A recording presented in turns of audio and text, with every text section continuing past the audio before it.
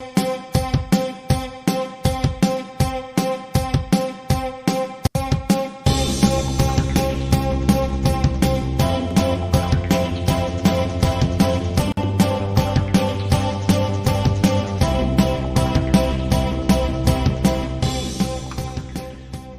everybody. Welcome to this month's edition of the Wellness Policy. My name is Wei Ting.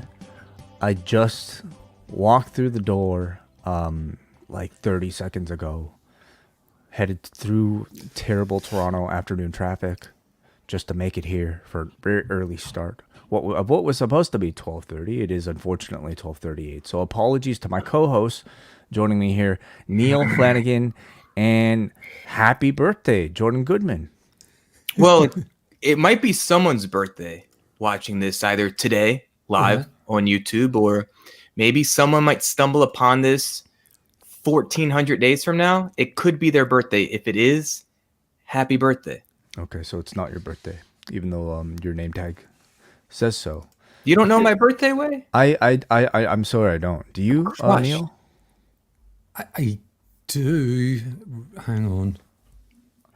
I don't. Do you have an idea of time of year? It's October. And it's early October. Yeah. Okay. Let's not have too What's much Neil's dead air. birthday then? What's Neil's birthday? Yeah. May. No, today. No, today is May. Your birthday was not too long ago, like February. That's right. Yeah, it's close to Valentine's Day, which used to be a huge annoyance because the weekend near my birthday was always couples. But it's 16th of February. Okay. And you're the 9th. Yeah, the 9th. Of course. Wow. And wait, your birthday was like 6-ish week, like March, April. Yes, March. It was March. March, April. You guys passed the friend test. I definitely fail. So good. Good to see where we're at there. Yeah. Well, happy birthday nonetheless. Sure. Happy birthday to anybody everyone. Celebrating. How have you guys been? Well, let me start by saying I'm in Annapolis, Maryland. There might be some shit going down. It's a beautiful day. I'm on the water, and they're called Blue Angels, these fighter jets. So I'm literally looking at the U.S. Naval Academy, and for whatever reason today they are practicing some routine, I guess we could call it. Out of the taxpayers, we spend hundreds of thousands of dollars to fuel these jets so they can do their little twirling routines. It's like 6 of them. The official performance is tomorrow at 2 p.m. Eastern today. Is the practice performance, I guess we could say. Anyway, for the past hour, I've been trying to work with my clients, and I assumed, if we just get this in by 2, we're good. But no, I forgot they have to warm up and do their little tumbles in preparation for the practice today. So anyway, if it seems like there's or sounds like there's 6 fighter jets hovering over me, it's because that's the truth. It's kind of intense. Because there are. Yeah. I think it's interesting that they're called the Blue Angels, because in Britain the equivalent are called the Red Devils, and the planes are coloured red, and they do basically only stunt flying for the king, that type of thing, big events, the Olympics. So this is for just the public, they perform basically for the public. I think it's like a carrot on a stick to maybe recruit people into the Navy. I don't know. It feels like a Saturday afternoon here. There's a lot of there's boats all parked out. Like the parking lots around me are full. This feels very much like a touristy event. But at this point, is it annoying more people than it's actually entertaining? And is it having an opposite effect? I could see it maybe annoying some of the quote unquote locals, or someone like me that is just simply trying to work with my clients and go live on YouTube with my friends. You're probably never going to join the Navy as a result. Oh no. I remember I once was in a shopping center and there was some sort of military recruiting location, and this guy in his army fatigues was trying to recruit me, and he was just asking what am I doing with my life? I'm like, oh, I'm a musician. And I'm thinking well, that'll get me out of this conversation. He's like, oh, well, the Army's got a marching band or a Navy. I'm like, you know what? Like, let's just end this here. Respect. Thank you for your service. I'm interested in serving in other ways, not necessarily combat. Gotcha. Fair enough. Okay, so this is an open topics, open calls edition of the show, as if you couldn't tell already. That means we want to hear from all of you that might be tuning in live over at youtube.com/postwrestling. Thank you guys for joining us. Find the link in the Post Wrestling Cafe post that a lot of you guys might have received. If not, look in the chat room right now. I'm about to send the link. You can use it, call in, talk to us about whatever you want to. And what do you guys want to talk about? I want to talk about my hat, first of all. Ooh. It arrived just this week. Ooh. It's a new Flex Fit hat from the spring collection at chopped-tees.com. And unbeknownst to me, until I slipped on this track jacket, I'm really well coordinated with this hat. Do you not think? It matches my... For listeners, you'll just have to imagine this. But it's a tremendous WrestleNomics hat in a kind of a very, very pale browny grey colour. Yeah. And I like it because I like a curved brim, because I'm an older fellow these days. And the snapbacks, I don't know whether I can really pull them off anymore. I'm starting to feel that way myself, man. I'm starting to move away myself from snapbacks because I think I'm just kind of growing out maybe of that phase. But like there are people who are probably like maybe 70 that could pull off snapbacks. I just don't know if like I'm slowly maybe transitioning out. I think you're one of them, no way. You rock a snapback, gotta say. No, you make it work. I am a bit more conscious now, trying to like look my age, whatever that means. You know? What does that mean for you? I mean, I guess I don't know if I could wear I don't even know what kids wear. Like what do kids wear? Like what's kids young and hip? meaning what, like a 22-year-old? Sure, yeah. What do they wear? Yeah, what do they wear? I like t-shirts, pants, shoes, I mean, sneakers. People like wears sneakers. I never got into snapbacks per se. Right, yeah. I'm not sure. But I'm just trying to catch myself. You know, but like do you guys ever think about maybe dressing up to look older than you are? I went. Sorry, Jordan, go ahead. No, I'll go ahead. I went through that. I went through that phase in maybe my mid-20s, where like grad school, where I felt like, let me try to wear more button-down shirts, and I'd wear more like nicer shoes. And it's not that I didn't like. I thought it looked good, and I felt good most of the time in what I wore, but it just never. I think part of it was I was trying to look older or more mature, and I feel like as I get older, I care less about doing that. Yeah. Like I have a professional gig this Friday. I'm doing my Beatwell, my drum circle programming thing with 45 county or Maryland state executives that work for the Department of Transportation.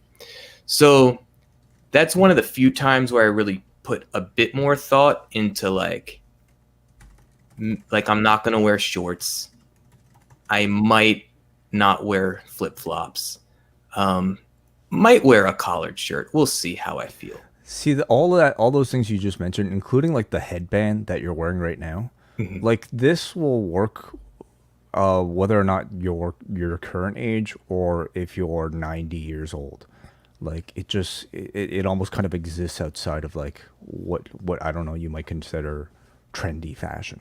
You're saying the headband specifically is just timeless? Everything. Like almost like you've got like a shaman type of chic going on. I got someone in the comments saying I look like Paul Rudd. Are they right? I've never gotten that before. A little. Like you're a white guy with brown hair. I like that. Yeah, I am. You do look a little like him. A little. Yeah, you do look a bit like him. That's a compliment. He was take that as a compliment. He was a big Beavis and Butthead fan in the film Clueless. He's somebody who has aged just like like I don't know, like an ungodly sort of inhuman type of way. you know? Yeah, and a funny guy too. Never seen the Ant-Mans, but yeah. Yeah, I think he's a good model Let me for try aging. side by side. Mm. Yeah, Just imagine me with a black tie. yeah, you look just like him. Yeah, There's exactly a the definite same. resemblance. Got Yeah. 2 ears. 2 ears. all right. Yeah. Neil, do people ever comment about what celebrities you might look like?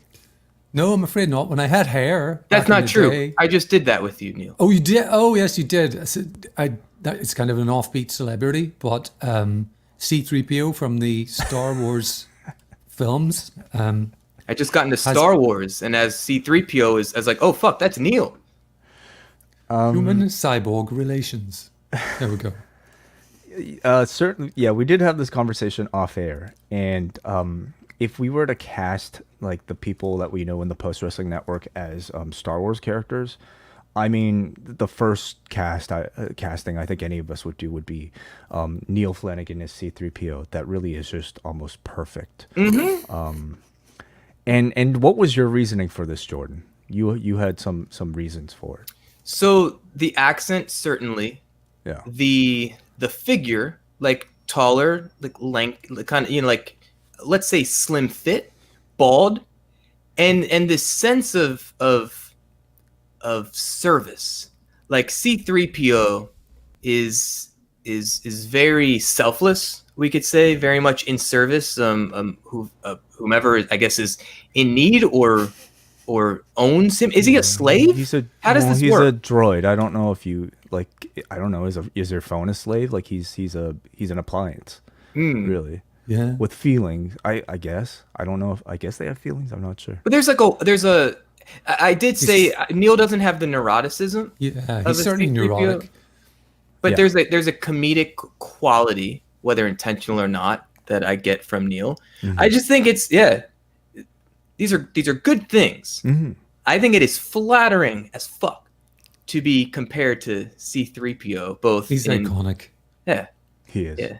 Yeah. I But took yeah, it as a compliment. You kind of like the energetic quality, but you kind of look like him too, Neil. Thanks, Jordan. And must I say, maybe the best looking Star Wars character. Okay. No? Best looking. Well, We're going to have different that's- takes on that, I think. That's all subjective. I mean, Depends what maybe you're a into. toss up between like Natalie Portman and C-3PO as far as sexual attraction. Like Paul Rudd, he certainly doesn't age. Yeah. Okay. Well, that's it. This is the tone of this particular show, and I think you know what? Maybe it's time to go to our first caller. Bright and early here, waking up, wanting to get a word in before everybody, getting in front of the line. Corey, welcome, Corey, to the Wellness Policy. Hey guys, how's it going? What's up, Who dude? do people Corey. say you look like? When I had short hair, people said I looked like Christian Slater and Heathers. Wow. Yeah, I can see that around the eyes, particularly. Yeah, definitely. What about like a Jared Leto? And the Prince I've of Robin gotten Hood. Jared Leto before. Actually, when I ran a 5K a couple of years ago, a kid said I looked like Morbius but skinny. Yeah, okay. I can Christian see that. Slater I was- and Heathers. Morbius, you said? Yeah, Skinny Morbius? Jared Leto and Okay. skinny Morbius. Yeah, that'll be my Morbius. SoundCloud rapper name. Interesting. Yeah, I could see that too. I'm just pulling up a skinny Morbius here. Let's see. And then I remember in 2003, 2004, kids said I looked like the bad guy from the movie, the killer from the movie House of Wax, starring Paris Hilton. Which I think saw is just that. because I had long hair. I see the Jared. You also, when you were looking up and away, you look like the singer of The Used, Burt McCracken. Remember him? Burt McCracken. Yeah. There was a while where I thought Burt McCracken looked exactly like Jack Black. I don't see that. Huh. It was when he gained a little bit of weight in like the later 2000s. I thought he looked exactly like Jack Black. Weird. No, but you don't look like Jack Black, but you do look like Burt McCracken. Oh, interesting. Yeah, Yeah. man, the youth, that's a throwback. Yeah. Yeah, so um yeah. We're laughing, listeners, because we're getting a parade of photographs of all these people on screen. To be fair, I feel like this guy looks like any like emo band lead singer. Yeah, You no, know? the swoop hair, the highlights. I mean, he could, you could say that looks like Seth Rollins, and I would believe it True. Sure. Mhm. Yeah. Mhm. when he had the blonde streaks. Yeah. Yeah, Seth Rollins looking like the living embodiment of Trust Kill Records in like 2005. Neil knows. Yeah, What's yeah. up, Corey? Oh yeah. Yeah, so I wanted to call in. Like, I've been thinking a lot about the idea of routine lately. So I am someone who, like, during the pandemic, I started working from home exclusively, and I was dealing with a lot of entropy in my life, and that led to a lot of existential dread going into my brain and just like staring at the same four walls every day, just with nothing to do. And so I had to create a routine around myself, just a structure in order to deal with the day-to-day monotony of like quarantine life. And you know, time passed. Things like quarantine and restrictions started lifting, and I started trying to incorporate a little bit of spontaneity into my life. But I've found that I rely heavily on structure in my life just to make sense of the world around me, and also just to like be on top of things like my health and my work, and really just my health and my work. And I do think that I'm like on top of all that shit. Like, I think professionally, health wise, like my life's doing pretty good. Outside of that, like socially, I think that routine has been a major detriment to things like my social life. I think that it has eliminated a lot of spontaneity from my life. And I was thinking a lot about this watching, ironically enough, Mr. Robot starring one Christian Slater, where the main character, he's created not just a routine but a clockwork machine of his life, where I get up at this time, I make my coffee at this time, I go on the treadmill at this time, work until this time, lunch, all that. And I realized, oh, that's kind of my life right now. There's not a lot of wiggle room for things like seeing friends on the weekdays, or like making time to go do anything outside of my predetermined schedule, because this is what I've created for an optimally healthy professional and like physical life. And so I'm wondering what your guys' relationships with routine is like. I'm really glad you brought this up, because I mean I've been struggling with routine, I feel, for I don't know, the better part of 2 years. Just because lately, for me, what's been troubling is trying to fit sleep and an ample amount of sleep into my current work schedule, coupled with like Oscar's my kid's daycare schedule. And it's been kind of tricky, trying to figure it out, because the nature of my work is I work late 3 days out of the week, and then trying to bounce back those days in between can be kind of odd. So it's been tricky. I find you have to really kind of set intention for like when you're going to start, when you're going to end, and what tasks can you fit in that time, what tasks can you delay. I I I think as an adult, I just don't really know any other way around even scheduling your social time. Unless, like, if you have responsibility, it's just kind of going to have to require that in order to have any sort of meaningful, time, whether with somebody or with family or with even yourself. It's my experience. Yeah, as I alluded to when we were talking about fashion, and I've just kind of realized, on a side note, that if I think I'm dressing young, I'm not. As you've mentioned in the internal chat here, Corey, when my nieces and nephews come around, they're now wearing these huge baggy, oversized things. It's all gone back to like the early 2000s for kids, so they see me as square no matter what. But because of age, my routine has changed from, you know, the various phases in my life.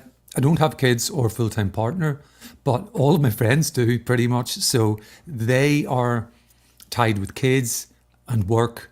And so when you mentioned weekdays, that really struck a chord with me. And I also share your experience of the pandemic, where for the better part of 2 years, our entire workforce was sent to work from home. I barely saw the office for that length of time, and did kind of get into a almost shut-in period where I wasn't even going out to get enough exercise and things like that. I try to be spontaneous as much as I can, but I find just as I get on in life, the work and the circumstances of my group, of my social circle, dictate when I can be spontaneous, and there's not as much scope for it. It's interesting. But Jordan's quite a spontaneous chap, I think. Yeah, I think I differ from you guys. Maybe in some ways I could benefit from more routine, especially when it comes to physical health and well-being. Like right now in this phase of life, it's kind of like I'll schedule my clients typically week to week, and that'll serve as an initial structure for each day. And every day is different for me, which I prefer. And that allows me a decent amount of time to fill in the gaps. Again, I prefer that. I'm someone where I've actually typically put a much higher priority on social plans, making social plans, especially when I moved into an apartment alone in like 2016. And I realized like, oh, fuck, the people I'm typically around that are more accessible aren't there. I need to start planning ahead to make sure I have enough throughout the day, especially like socially. And that was actually a really good exercise for me to literally go into my phone or scroll through people in like my Facebook Messenger list and be like, who might I want to reach out to, and be like, hey, it's been a bit. You want to grab coffee or go to a show or something like that. People that I typically otherwise maybe wouldn't have with that type of intentionality. And I remember for like that first month, I made plans with, I was trying to do this at least like every other day. So like a decent amount of people. And maybe from that, there were a couple that we started to hang out a bit more regularly. And then for most of them, it was just nice to like be in touch again. And then it might take another few years for something like that to happen. But I just remember thinking that was a nice exercise in me being forced to get a little uncomfortable, break out of the social routine, and then put it on me to schedule and to facilitate social engagement instead of like, I'll just hang in the apartment and watch TV or listen to music. Because I know that if I do too much of that, energetically, I just start feeling not well. I'm someone who benefits from going out into the world and engaging socially. So I'm hyper aware of that. I think for me right now, big thing I'm trying to unlock is physical routine. And that's been more of my struggle more recently. I think I do benefit, however, in, a lot of people have more of a 9-to-5 type of schedule or have to go to the same physical location. I benefit from my perspective of not needing that. That hasn't worked out when I've tried that in the past for my preference of lifestyle. What's keeping you from, I guess, setting up a physical routine, Jordan? I think it's finding things to do that I both enjoy and doesn't create more physical pain. I've dealt with shoulder and neck issues for much of, or the entirety of my adult life, at least, and into childhood. So it becomes a bit disheartening where like I'll get into a routine of like, all right, I'm knocking out push-ups, or I'm like working on some free weights, and I like doing those things, but then that might trigger some sort of minor injury or pain, and then I kind of get discouraged. And I'm, for a long time I've been thinking maybe it is like a yoga, Pilates, more like that kind of thing that would be more beneficial for me at this point. I just haven't found a way to get as excited about that as just knocking out a set of push-ups. I like doing that. So I just need to find the right thing. DDPY, Jordan. I know. Like he'll keep you motivated. I know, but I did play with that a long time ago, and then it actually crashed my laptop. It was like way too much to download at once, and like I've never turned that laptop on since. It does not turn on.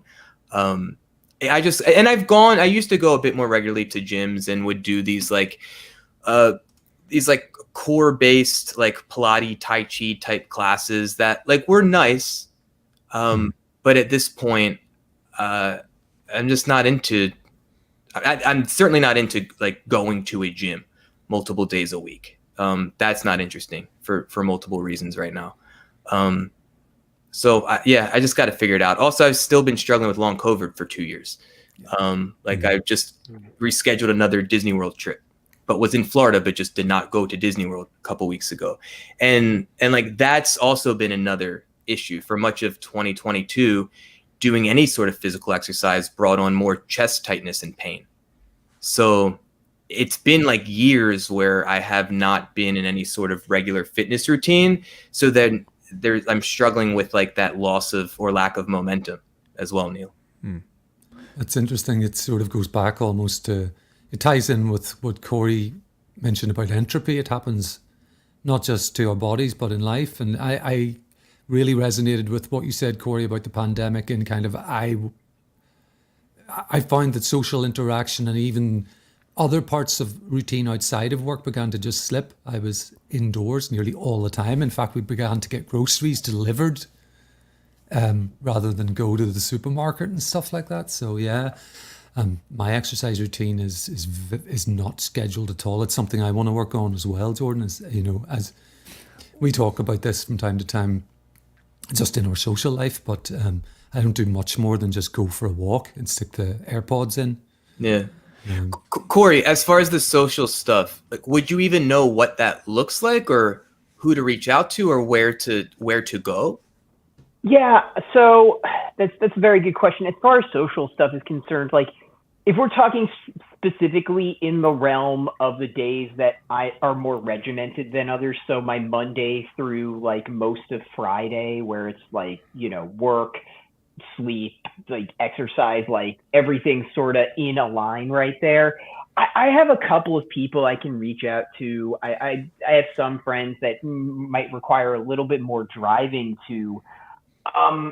It's just one of those things where it's like I look at what I do on a daily basis, and it's like if I move one of those things out of the way, it's like I see it as almost like, I'm not going to say cutting off my arm here, but making a sort of sacrifice of either like personal or professional like health to some degree. And it's just one of those things where it's like I like getting in my workout. I take pride in doing good work. And so it's just one of those things where I find once again, it is, 6 or 7 o'clock and I'm done doing everything. I'm done having my dinner. It's like the end of the day. I don't really want to do anything else. I could work out earlier in the day, and then maybe that gives me more time later in the day to do something. But and this is sort of another question that sort of arose out of me questioning myself is, at what point does routine become neurosis?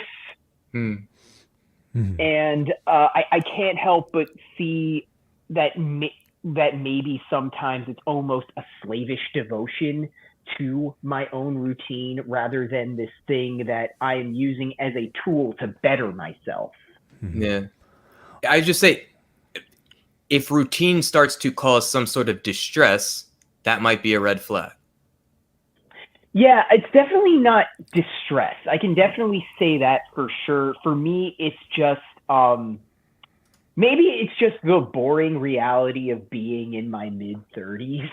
That could definitely be it. Well, you mentioned like this existential dread, and I thought that was an interesting addition to like how you're presenting this conversation or these issues. So the existential dread was more or less exclusive only to the pandemic, I see. because I I was living an incredibly unstructured life in a time of great flux and uncertainty. Understood. Now it's a little less so. Now it's more just like, oh, not same day again, gonna go lift some weights, gonna go for a walk, etc. Yeah.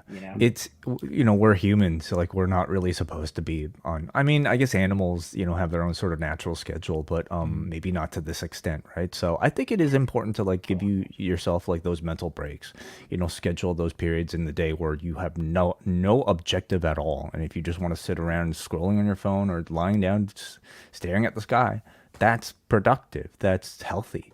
Right. I think we have to just allow ourselves to like take a day off and just, step away from like, having like what when we're talking about schedule and routine, these are tools to help us accomplish the things that we want to accomplish. When maybe we're too goal oriented and too focused, it's easy to just kind of get caught up in the game for the sake of playing the game. But we have to be doing this for an end result, right? And if it's what we're feeling is detrimental to that end result of happiness or whatever you're trying to find, then it stops becoming useful. Something I found myself is at least to maintain any sort of like social relationship these days, it's to find common projects or common goals with friends. Let's say it's working out for instance, it'd be great to like, find a buddy to like go to the gym with or like take this class with, for instance. For me, like playing music has always been sort of like a key towards like social interaction, and so oftentimes like I'll hang out with like one of my best friends with the intent of playing music, but we end up spending like most of the time talking anyway. And that's sort of, it's a positive either way. I as adults, I often maybe look for those opportunities to, share a podcast, to do a podcast with a bunch of friends as a way to kind of interact as well. In the spirit, I've definitely been, please, Corey, go. Oh, yeah. No, and I've been trying to do that as well. I have a friend of mine that I used to see at like hardcore shows all the time. Recently got reacquainted with him after him and a couple of other friends of mine played a show together very recently. And we just started talking, and now we're messaging each other fairly often. We're trying to start just like a small record label together. And so that's kind of been a nice little project, just communicating, and like, we're going to try and meet up fairly regularly to try and organize stuff and, start like making, CD cases and stuff like that. That's awesome. Wow. That's cool. Amazing. Whose music would you be putting out? A lot of friends. We're also looking at a lot of like underground bands that only release stuff on a lot. Cassettes are having a big moment right now, and I think that's cool, but also very annoying. And so I want to put them out on CD. And like my whole thing is I want to do CD low print run because I hate mailing stuff. Mailing stuff makes me want to jump out a window. So just low print run, maybe even on like cheap CDRs I can buy at Staples or something, and just like putting a stamp on it of some sort, and just mailing them out. I love physical media. I love CDs. I think CDs rule, especially after like moving my whole vinyl record collection right now. No more vinyl records. I'm all about CDs again. We're back on the compact disc train. What's tougher to find these days? A CD player or a cassette player? Good question. That is a good question. I mean, like, a PlayStation can play a CD, if that counts as a CD player, or unless you're talking about like a dedicated CD player, just like a Discman. Yeah. Oh, that's a tough one. Yeah, and I suppose the number of cars that have a cassette player in them is beginning to go out of existence. Cars that have CD still players are gone, I feel. My car has mine a CD doesn't player, have and either. I still use it. Huh. All right. Yeah, I was on mini disc for a little while, Corey. I don't know if it ever crossed the pond. It was big in Japan, and it did make it to Europe. This is in kind of like I think it first came in the late 90s and was expected to it's kind of a format to try and replace CDs because you could record on them as well, but it was still optical. So and they didn't skip. So And they didn't skip. funny Yeah. you mentioned mini discs. My friend recently came into possession of a mini disc copy of the album Loveless by My Bloody Valentine, Yeah. and he sent it out to get a rip of it in like FLAC format because the mix or the particulars of the mini disc format created like almost a completely different mix of the album, and so we're waiting on the rip to get back from the guy we sent it to. You're telling me there's a difference in sound quality between like a mini disc and another digital format, like a CD? Yeah, because just because of like the particulars of the format, yeah. It most at like a mastering level, yeah. Interesting. Okay. Yeah. To kind of The more go you back know. to the generalities of this conversation, this is in the spirit of, kindness, really toward myself. When it comes to routine and just lifestyle in general, I'm watching myself often comparing prior routines to the present, where in like 2018, I was doing a lot, too much, in fact, with hindsight. But I could look at a 2014 Jordan or a 2019 Jordan and feel envious in certain ways, but also and I could be inspired and be like, let me work toward some of that again. But life's different, like personal relationships are different. My physical health is different. My career looks different. And so that's at least something that I'm noticing within myself, and maybe others could appreciate or resonate with this idea of like things change, we change, and thus the ways in which our days or routines unfold. Probably If in I our can best interest. change, you can change. We all can change. I think that was a lyric Rocky they IV, used. actually. Rocky IV. Yeah. All right. I used to mishear the lyric in Unchained by Van Halen as change, nothing stays the same but change, but it's actually not that. And I thought that David Lee Roth was being very profound. Yeah.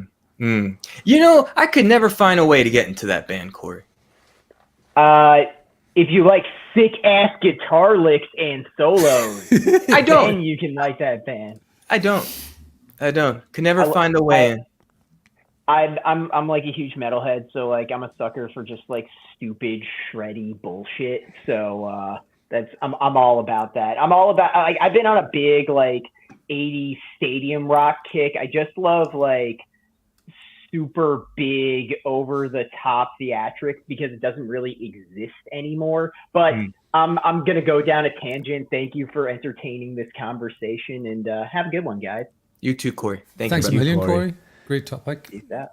Tangents are what this episode is for. So we welcome that conversation maybe on a future edition of this sort of wellness policy. Let's go back to the phone lines at this point, and let's go to our friend, I should say, in New Jersey. Brandon, are you there? Can you hear me? We can hear you. Yeah. Hello. Hey, what's going on, man? I'm wearing my headband right now too, my UPS headband. So yeah, that's the vibe I'm digging this summer for that stuff. So Very corporate of you, Brandon. oh, no doubt. My corporate overlords approve of my fashion. Yeah.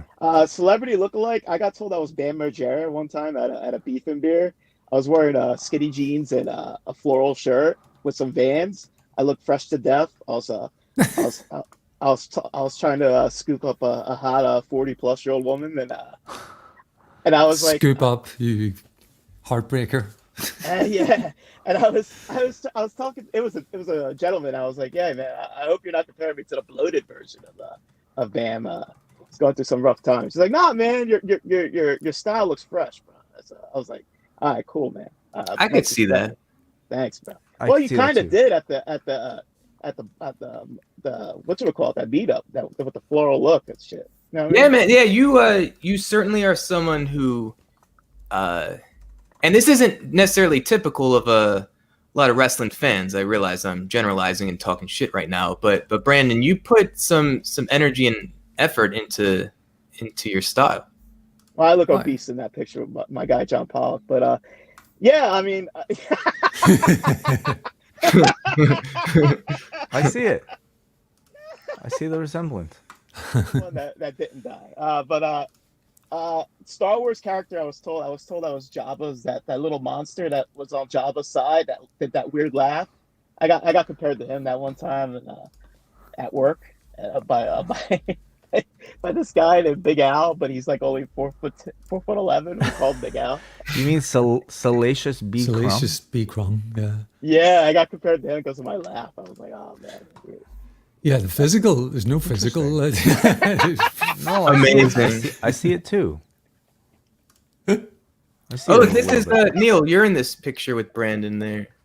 Yes, there's me with Look at Brandon. that. Okay, all right, interesting. Pretty good. H with that You have a whole list, Brandon. There's oh god, I'm going to butcher the name. Nasrat Hakparast as well, the MMA fighter. I'm double booked coming up in Saudi. All Who's the right. other guy? Kelvin Gastelum. Gastelum. That's correct. Well, Well, I'm in beautiful Flemington right now, but the reason why I called was I'm 43 years old, and I'm starting to reflect on life, and it's been annoying me because when you drive like I do, you have a lot of time on your hands to think, and sometimes I think I brought this up before about overthinking, and like Yeah. I'm not really good at emoting my emotions, especially to my siblings, because I come from a family like you can't really share your emotions. You have to like suppress it, like tough it out and whatnot. If you get what I'm saying. Mhm. And like especially with mental health, like I came from a time where like mental health was like sucking it up and not trying to get help itself. But my sister told me recently that she's been seeing a therapist like I have. So I don't want to tell her that I'm seeing a therapist as well, because like she's gonna be like, see, don't you feel better? I was like, yeah, not really. I'm sharing my emotions, but anyway, how would you deal with that situation, especially when you're getting older and you're starting to see like the end of the road instead of like the beginning, like when you were younger. You know what I'm saying? Like you start seeing people like recently I just saw my aunt and uncle like a couple of days ago, and they came down for a christening from Puerto Rico, and it's like, wow, it's good to see you, but I don't know, I'm gonna see you again in August, but like you don't know if you're ever gonna see them again because they're getting older as well. But you know what I'm saying? Like you start seeing people like you work with, and that as you get older they're not gonna be around anymore. I don't know. I'm a person that likes like a tight knit group of people, like you know what I mean, and like when they leave like forever, like it's tough, you know what I mean. So I just want your thoughts on that. So what do things feel left unsaid or unexpressed with these people? Yeah, sometimes it's like that. It's like you leave them, and it's like finality. Like I don't know. Like I don't know. It's something like that. Do you feel like there's a level of connection that you can reach that you're not with these people? Yeah. Oh yeah. I think get I could do that. better than being. I could be more outgoing to them and stuff like that. But I don't know. Something inside me says like nah. But like So I went to a wedding recently, over the weekend. It was my cousin and her her husband now, but in our family we don't engage in that sort of like, I don't know, serious conversation either. Like especially like at least with my Asian family, things are left kind of like unsaid, and we just kind of feel, we're never really kind of like, at least maybe at least in that setting, maybe not that direct. But I left the dinner, and then my now I guess cousin-in-law comes up to me and like gives me like a really big heartfelt message just about like, he was telling me like thank you for like always making me feel welcome in the family. Just so like a sentiment like that. And I was like really taken aback by it because I wasn't expecting it, first of all, and because it was kind of so unusual in our types of family gatherings. But it meant a lot to me, to be able to hear that. And I guess it makes me ask the question: why don't we engage that in that level of conversation more often? What exactly is the harm? In fact, you have just really kind of a lot more to gain. I didn't know he felt that way. And that's all just to say, like, what do you have to lose? Like to pull a family member aside and just to all of a sudden break into that sort of tone of conversation. I think the fear for many people is, what if the response doesn't go well or isn't well received? So Brandon's suggesting just sharing like, hey, I'm in therapy too. And his assumed response is like something that may not feel good for him. He suggests. I've gotten a negative reaction to that before when I told someone about that. Like I implied that I was doing that. So it makes sense that with certain people, if we're not expecting a positive, supportive response, then we learn to avoid engaging in that way. Well, facts. Now, I'm not saying this would necessarily go well, but it certainly would be more truthful. Brandon, you could literally just share that with someone. Hey, I'd love to open up more because I care about you. I got love for you, but I feel like for me to share certain things, like I'm not always sure what I'm getting in return, or if it's gonna like I'm fearful or just feel like unsure about how certain things might land. Now, again, I realize this is being more real with someone that you have like an intimate relationship with, like a family member. But it sounds like you're certainly desiring to be more real in certain ways with certain people in your life. Oh yeah, I'm trying my best. Like, but it's hard. Like, but I gotta. Time isn't on my side. But like you gotta. But you're acting like you're like on death's door, Brandon. Yeah, I disagree with that part of it, Brandon. And I know there are life experiences that you and your family have shared that maybe throw that into. I don't want to like get into details, but I understand why you feel that way.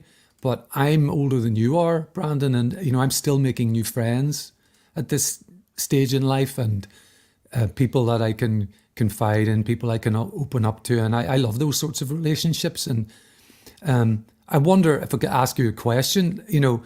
Do you ever feel like you get pigeonholed as the joker in the pack, and therefore that's you've got to play 100%. That role? 100%. Yeah. 100%. Yeah. I see no real risk. If it's someone, you start with people. Start with me. Start with people that you're going to get a good reception from, and say, I want to be real about this X or Y, and talk about something that's bothering you or whatever it happens to be. Oh yeah. Yeah. Well, not for nothing, Brandon. Like, I hope you're aware that you're sharing this live on. Oh yeah, totally. I'm in between stops right now. I just felt like I wanted to get this off my chest because.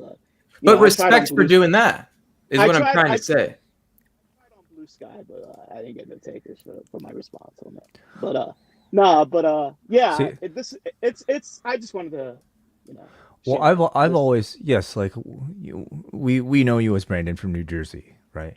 But I think you've shown everybody enough to give everybody a sense that you are a very complex character with many different sides, and sometimes it's serious and sometimes it's not.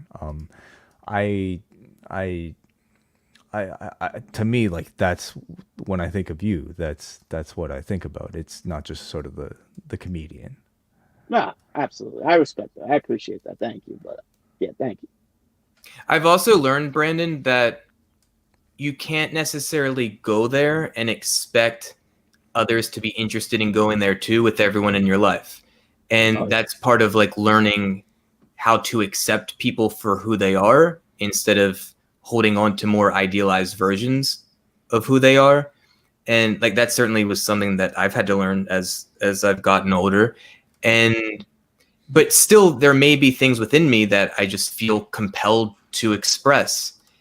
And I just need to, in certain ways, let go of hoping they respond in kind or respond in a certain way. And sometimes, no matter what the response is, even if it's disappointing, it feels right for me to still say the thing. Could be as simple as "I love you," but saying "I love you" to certain people and for certain people isn't that simple. In fact, it could be one of the more intimidating things that they could do. So for me, it's just a matter of what do I need to express, and then with other things, like with certain people, I've realized, look, they are not interested. They may not have the capacity. Maybe these things make them too uncomfortable, and I meet them where they are, and I find the things to enjoy in those relationships. But I respect the fact that you're paying attention to this stuff and you're like talking about it with people like us, because it is complex. I mean, it's the human experience, it's human relationships. Like, it's messy, it's tricky, it's intimidating often. And it's also a skill set, by the way, like social emotional relationship skills. Like, these are things that can be practiced and learned and developed, but also not everyone else is interested in doing that at your same pace or rate. So I think, to Neil's point, it's important to kind of maybe figure out if there is like a person or a couple people in your life that may be more open to exploring these ways of relating, similar to like what you're desiring now, of maybe being a bit more real or a bit more emotionally expressive or communicative. Brandon, are you there? I'm here. I'm listening. I was taking it in what Jordan was saying. That's all. Gotcha. But yeah, I'll try it out. I respect what you said. I appreciate this, guys. Thank you for listening to what I said, and I appreciate what you guys are doing, and I appreciate you listening. Thank you. We love you, Brandon. Appreciate you, Brandon. Thank We you for love you sharing. too. We love you too. We are Venom. Thank you. Goodbye. Thank you. Thank you. Thank you. All right. That is Brandon from New Jersey. We are taking open phone calls. The lines are open right now. Check the show description for the link. Simply call in. You can use it from any browser, phone, whatever. And we go up next to Mr. Grows Weed, Steve. There he is. There he is. Been a while. He is muted. You're muted. Can't hear you. Dude, I am not There. muted now. How are you doing, everybody? Look at you. It looks Doing like a well. beautiful day. Are you Yeah. amongst your cannabis plants? My cannabis, I got just a little baby one right here. Oops. Sorry. Oh, Let me just- there it goes. I got taken off the air because of The feds one are of my coming. babies. Wow. Wow. But yes, I do have 4 other ones over there that are doing very well, beside my tomatoes and cucumbers. Hmm. So yeah, Farmer Steve on the prowl. Farmer Steve, I like that. How you been, dude? It's been a while. It's been well, yeah. I've been well. It's I mean, it's nice to have open calls. I'm just gonna kind of give you guys a little bit of update. My life has been insane for the past 2 years. I've said that in kind of like hidden ways at past episodes, but this year has been an insane year. But things are actually looking really, really good for me right now. My wife, about 2 years ago now, she got packaged out of her job. She ended up having an opportunity to go to school and change careers. And then right at the exact same time, my landlord tried to push us out of our home because he wants to raise the rent, right? Because the renting market is so insane. So that caused a lot of stress. We've been dealing with that. So I've been fighting that fight for the last year and a half. I'm out of that place now. I'm in a new place. 2 weeks before our moving date, my company went bankrupt. So all of a sudden I'm looking for a place and I don't have a job. So now I'm having to lie to prospective landlords because I have to tell them I'm doing something for money, right? So yeah, 2 weeks out, don't have a place to live. I literally found a place to live with 4 days to go before my eviction date. Wow. Yeah, so that was a little crazy. But as we've gotten settled into the new home, it's a little smaller than we wanted, so we've been dealing with that. But at the same time, we're happy. I'm in kind of my own old hometown of where I grew up as a teenager. So every dog walk I go on is like a nostalgia trip, so it's kind of cool that way. I got a beautiful backyard, so I'm very happy there. So yeah, things are coming up good. Things are finally. I'm not working yet, but what's happening is now the opportunity my wife got to go back to school. I'm getting that now. So, Wow. and I've been a machinist for the last like 20 something years, and I haven't been a fan of it, and I've been wanting a change, and that change is now happening. So at 46 years old, I'm doing a complete life change and complete career change, which is scary but awesome at the same time. I'm going to become a DZ driver, so that's going to be like driving straight trucks and stuff. Mm-hmm. So no more being in a factory, which is very exciting. Wow. So yeah, I'm in the process of making all that work right now. I just went for a medical exam today, actually, and I'm practicing for the written test, and we'll be going to school probably next month. How long is the whole process before you can get the actual credentials? The actual course is about 6 to 8 weeks, so it won't take too long, right? So because awesome. I couldn't do what my wife did. She was in school for a year, and I don't have that kind of time. But yeah, so yeah, 6 weeks, which is kind of frightening that all our local truck drivers only have like 6 to 8 weeks of training, and they're professional drivers. But I've always been a good driver. I've always enjoyed driving, and so it's like, why not do it for a living, right? Listen to you guys on my headset while I'm doing it. It's great. That's awesome, dude, and that's incredibly exciting. And I'll tell you, I'm somebody who, even like, I mean, at my age right now, I often think about like how confined are we in our current place in life, and just simply out of obligation, and how exactly free are we to do something else, change a career at this point in our lives. So it's really inspiring to hear, like, at 46, with all that you've accomplished, a grandparent at this point, that you could still find that level of change and I don't know, in following a desire. So that's really cool. Definitely. I just noticed happy birthday. Is it your birthday, Jordan? No, but it might be someone's out there. Oh, okay. Well, it's not mine, but happy birthday to whoever's it is. Your birthday is in November? December? July. July, right. July 25th. Christmas in July. Of course. Yeah. Well, happy early birthday. Thank you very much. But yeah, it's sorry, go ahead. Just going to say, echo what Way said. That's tremendous, and also you seem pumped about it. You seem it's not like, oh, I've got to do this, so shit. You seem enthusiastic about this change, which is cool. Very much so. Very much so. I've been going to counseling for the last few months now, and my counselor has noticed. We've actually, our next appointment is not an appointment right now because things are going so well for me, and I've been doing so well that she's like, you know what? Let's put this off a little while until you get to another place, So I'm just like, yeah, when I get to school, I'll probably have some more stress, actual school. But right now, she tells me all the time. She's like, you just seem lighter, and I'm like, because I was just a wreck for a while. I was an angry mess that was just pissed off at the world, pissed off at life, and not just because of the job, just life in general. So much shit was getting thrown at me. I was just like coping with it all. Like no amount of weed was gonna help me cope with it. So the fact that, and even getting into this place, I was looking at a much higher rent. I was worried about the stress of keeping that going and everything else. But yeah, my wife got a nice raise. Like everything's done. I got a nice payout from my last job when I left there. When they went bankrupt, I got a nice check from that, which kind of helped me. Everything's just made life easy. Like I've gotten to pay off some credit cards. So that. The wind's interrupting your audio a bit there, Steve, so it's kind of harder to hear as a result. And right now, I think your mic is completely dead. Or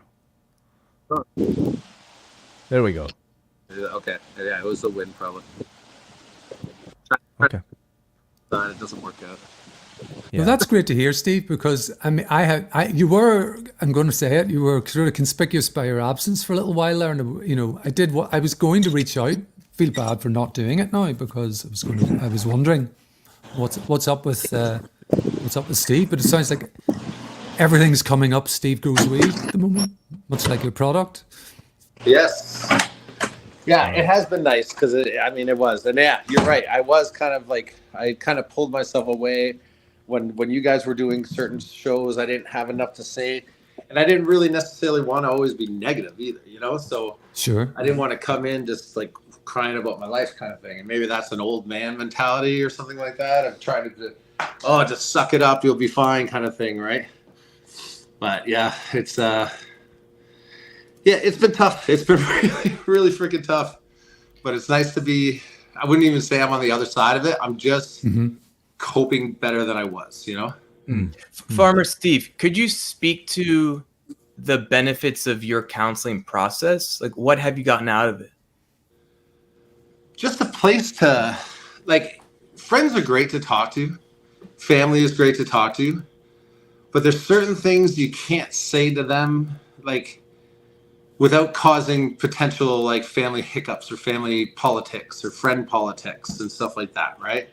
So being in a place with counseling where it's like, it's just me and her, very much was dependent. Like, she wasn't my first counselor. I had to go through a couple to find one that I connected with. And that's a big part of it for me, I think, is making sure you connect with that person, because you're not going to get anything out of it if you don't. But yeah, just being able to have that place where I can talk about stuff that, like, I don't have to worry about any family strife later. I don't want to have to worry about anything coming back to me, and getting her opinions on it, and just, it's been very helpful that way. Just being able to say things without worry of repercussion, I guess, is the way to look at it. You know, it's just, I can get stuff off my chest that I normally wouldn't be able to if I'm talking to, like, my wife. And I can talk to my wife about most things, but it's like, there's certain things, like, if I'm saying I want to bitch about the kids, like, she only wants to hear so much of that. You know what I mean? So it's like stuff like that. So yeah, it's been very beneficial, and it's really helped. And she's been very good at just cognizing, like making me recognize, because I was going through an angry period in my life where I was just pissed off at the world. Everything was making me angry. I was reacting when I drove, which is not good becoming a driver, but, like, I would start yelling at people in the car and taking it out on them. And I wasn't driving stupid or anything, but I was reacting to stupid drivers, you know, and just getting more mad than I needed to, you know. And it's just like even the other day, and I had a moment at a Tim Hortons drive-thru where I went to pull in, and this guy went to do a turnaround kind of thing. And he goes and he perceived me as cutting him off, but I didn't know what he was doing, right? So he pulls up in front of me and cuts me in between, and then he just looks at me and gives me this, like, finger, like, you know. And it's like, I'm not one to put up with that kind of crap, you know. Like, don't show me disrespect for no reason. Like, and during that angry phase, I probably would have reacted like very bad, you know. Like, don't, you know. No, I didn't put up with it because I'm not one to put up with it, right? So I'm yelling out the window, but I'm not angry. I'm just like, what the hell was that? I'm like, why are you giving me the finger? But I'm saying it almost like I'm not feeling angry. You know what I mean? Yeah. And the guy had his window open a little bit, and then I wasn't letting it go. So eventually he opens the window. He's like, what do you want? I'm like, what did I do? He's like, you cut me off. I'm like, how was I supposed to know you were turning around? And so we're having this back and forth. He goes, well, I apologize then. And I'm just like, thank you. I accept your apology, right? So, and then that was it. And I felt so good. It was like, we just had this kind of, like, aggressive, like, standoff with each other, but it ended with an apology and a thank you. Yeah. And not only did have he a do nice that, day. he bought my coffee. Oh, wow. Really? So I get up awesome. to the window, and the woman gives me my cup. She's like, the guy in front there, and you see him, and he gave me a little wave. I give him a little wave. Faith is restored in humanity. And you know what? Lovely. Sorry, Wade. That's powerful, because you said maybe months prior you would have just met his fury with your fury. That would have just been gasoline on the fire. He would have gotten more hot. You would have gotten more hot, and then you guys go your own ways, still, like, having to contend with, like, that boiling anger. Or somebody gets pulled out of a car. One of the two. Sure. So, like, you weren't a pushover. Like, you still, like, held your ground and essentially, like, said, I deserve more respect than what you're offering me right now. But in doing so, you opened a door for him to meet you there, which sounded a lot more civil and healthy than maybe where it could have gone. So I think that's, like, a pretty powerful story you shared. Yeah, I loved it. And again, it's not all me. It was a two-way street. He had to come to me with the apology for me to accept it. But I made sure, even when I was yelling at him, I wasn't yelling obscenities. I wasn't trying to be get him going. I was just like, it was like, oh, what the hell? Like, why? I basically made him answer the question why. I wasn't letting it go. So it's just like, because I'm not one. It's like, don't disrespect me. I always show up with and respect everybody around me. There's no reason to be disrespected, and I'm not just going to put up with that just because you decide you're having a bad day. And we all have our days. That's fine. You don't have to come at me with that kind of the aggression of just the way he was like, oh, like that. And I'm just like, what the hell did I do? You ended up describing, I think, what might be the most Canadian fight I've ever heard. Very much so. It was pretty awesome. At a Tim Hortons drive-through, ending with both of you apologizing to each other and buying apologizing and coffee's bought. Yeah, you can't get much more Canadian than that. Okay. Well, thank you. How are you guys? Yeah, how are we? Yeah, We're good. I'm good. These fighter jets they quieted down. I think they're getting ready for this 2 p.m. show. All right. Yeah. Jordan, when you talk about your long COVID, have you ever looked into it being like a medically induced asthma that's come out of COVID? Because I have a medically induced asthma that came out of smoking cigarettes for 20 something years, right? And it's like, I don't deal with it too much now, but every once in a while it flares up kind of thing. So I'm ignorant to if it was asthma, would an inhaler work? You would respond. So in the initial months after first getting COVID, I tried a few different inhalers, and one gave me this really bad side effect of oral thrush, which was super gnarly and uncomfortable. Yeah, you gotta make sure you rinse. I did, but I guess not enough. But then I used a couple inhalers, but I never found any sense of relief or change in using them. Okay, so I think I ruled that out. I'm meeting with a new a ear, nose, and throat doctor who has been helpful to a couple people I know who also have experienced post-COVID issues. So this is a doctor that fully believes in what COVID can do in a prolonged basis. And so that gives me a bit of hope. I'm meeting with him in 2 weeks for the first time. And because I feel like I've mostly ruled out lungs and heart issues, which is great to rule that stuff out. And much of what I've been experiencing more recently has been throat focused. So yeah, we'll see. Yeah, it sucks. When you ask how you doing, that's immediately where my mind goes. It kind of sucks. Yeah, I can believe that, especially this long after. Yeah, man. Yeah, and it's weird. I got COVID a second time last August, and it took a couple weeks for that to resolve. And I was terrified because of how bad it went the first time. So, did it worsen your symptoms, or? Well, it's hard to say just because it's never really gotten better. So it didn't make it worse in the sense that I first got COVID in almost 2 years ago, maybe to the week, later May 2022. And those initial months, brutal, really brutal. So it's never gotten that bad, thankfully. But I'm still a ways away from any sort of baseline that I'd consider to be normal or typical or healthy. Right. Okay. Yeah. Well, I hope you get there, brother. Thank you, dude. Yeah. Thank you. Congrats on all your exciting stuff, and being maybe in the future you might have to change that name to Farmer Steve. I kind of like that. Maybe I'll just change my name to Farmer Steve. That's what I got to call myself. I recently tried to join TikTok, and they won't let me call myself Steve Grows Weed. I guess they're very censor focused on TikTok. So then I was going to give it up, but maybe Farmer Steve is the way to go. I kind of like that for you. Well, thanks for calling in, brother. It's always good to see you. Cheers. Cheers to all you guys. Thank you, Steve. Take care, Steve. Well, fellas, I feel like we touched on a lot in this hour. Or are there any topics out there that we have not discussed yet in the world? we talked. Brandon talked about getting older. Steve talked about getting older. I regressed into childhood at the weekend because I went to see Transformers, the cinema global experience or something like that. I even forget what it was called.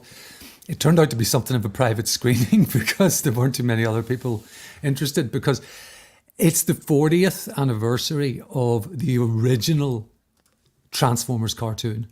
So the one that sort of span into the animated movie where Optimus Prime dies.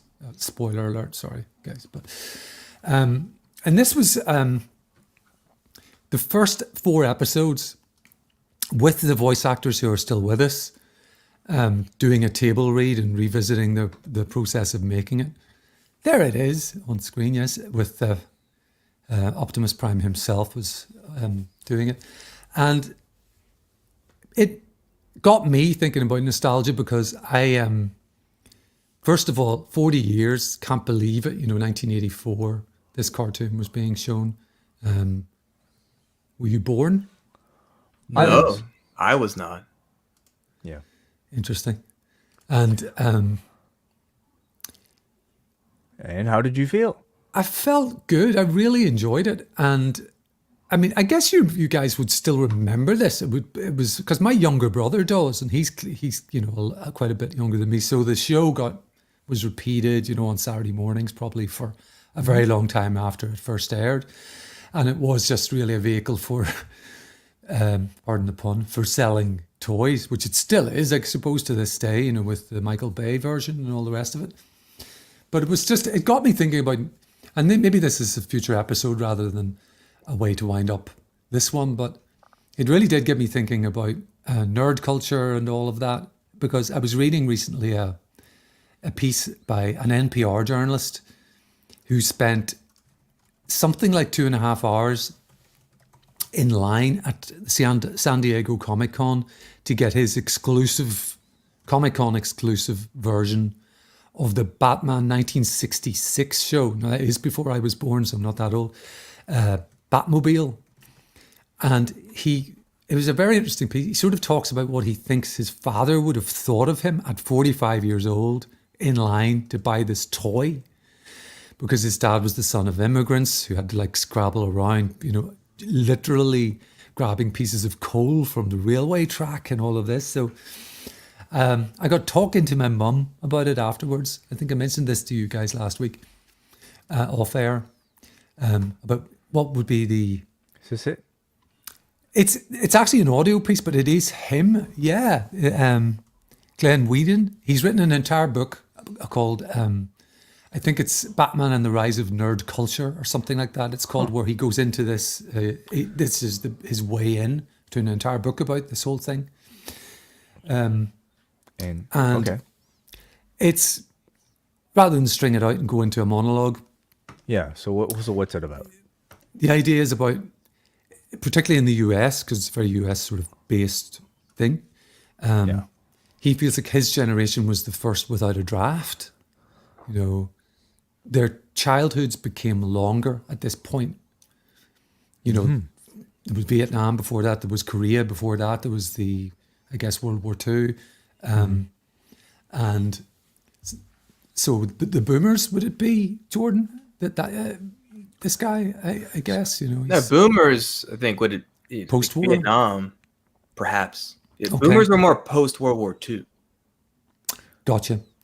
The generation above mine, whatever they are, were kind of the first where childhood begins to get longer, I guess. You have more time with your childhood hobbies. They become more ingrained. They stick around for longer. We see it with comic books.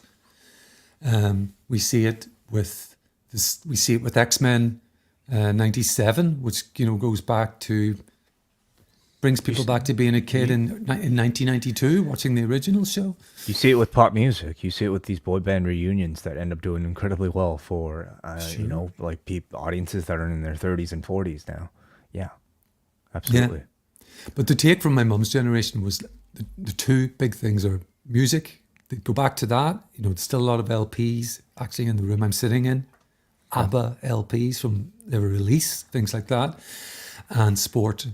that it's always been sort of acceptable to be a bit of a nerd about, whether it's the stats and all that kind of thing. So what does it mean to be a nerd? And what's the difference between being a nerd versus just I don't know, being passionate about whatever?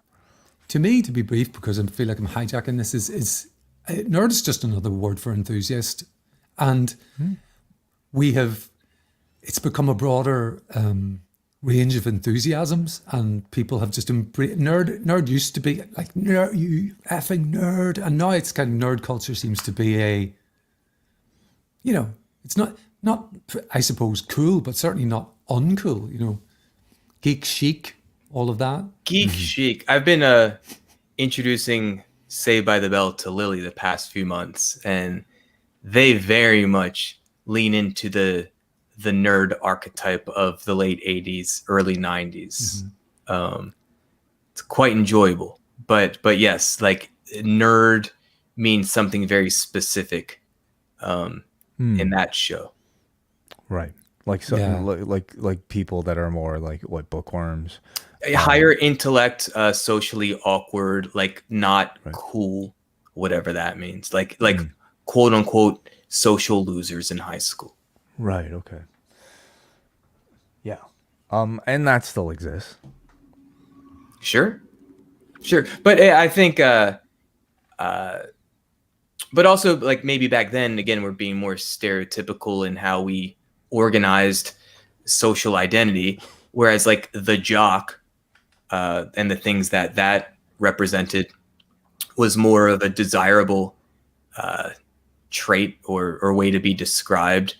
And I think for good, a lot of these very limited views or conceptions of who we are like have kind of melted in a way, and we can be many things at once, and you could be super smart and academic, but also super athletic, and also like proudly into comic culture. And like I think all these things can exist at once, where maybe decades ago we pigeonholed ourselves a lot more. And I think in part that's just like evolution of humanity. Like we're more certainly like less of a toxic masculinity of like where we can allow ourselves to not be closeted wrestling fans, where people that are much older often were quote closeted wrestling fans. But also the internet. I think the internet has allowed us to connect with the rest of the world, like others who are into things that we're into. And I think that helps normalize our particular interests. Whereas maybe in 1984, what we were into might have felt a bit more weird because it didn't seem like many others were into those same things. Mm-hmm.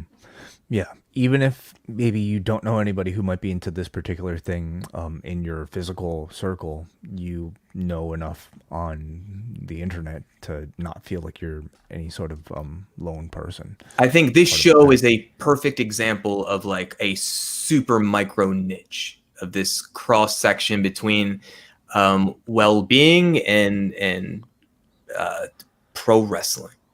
Yes, absolutely.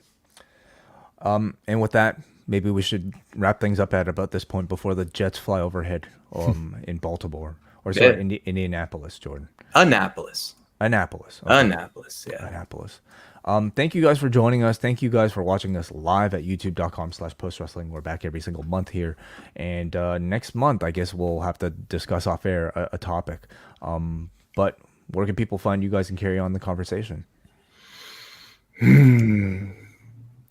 Well, Post Wrestling Discord, I've been less frequent in there, but I do make sure I do my moderating duties from time to time. And there's a Post Wrestling Discord wellness policy channel. So if you're not a member, sign up. It's postwrestling.com/Discord to get the link to go in there, and you can find me. Jordan will pop up from time to time. We'll certainly, at the very least, post our wordles every day.